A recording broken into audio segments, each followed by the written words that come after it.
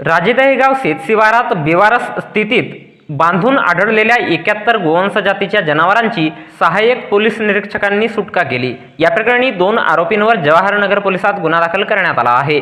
भंडारा तालुक्यातील राजेदहेगाव शेतशिवारात आरोपी ताचन वंजारी वय 22 वर्षे आणि निखिल थोटे वय 22 वर्षे दोन्ही राहणार राजेदहेगाव यांनी दिनांक 6 जून 2024 रोज गुरुवारला रात्री 8:30 वाजता दरम्यान मौजा राजेदहेगाव शेतशिवारात लाल पांढऱ्या काळ्या रंगाचे एकूण किंमत 7,10,000 रुपयांचे 71 जनावरे आखूड दोरीने, खुट्याला दाटीवाटीने आणि त्यांना कोणत्याही चारापाण्याची सुविधा न देता क्रूरतेची वागणूक देऊन ठेवल्याचे सहाय्यक पोलीस निरीक्षक सुधीर बोरकुटे यांना आढळून आले। या प्रकरणी सरतर्फे फिर्यादी सहाय्यक पोलीस निरीक्षक बोरकुटे यांच्या रिपोर्टवरून पोलीस स्टेशन जवाहरनगर येथे गुन्हा दाखल करण्यात आला असून या घटनेचा पुढील तपास सहाय्यक फौजदार सोनवाने हे करीत आहेत।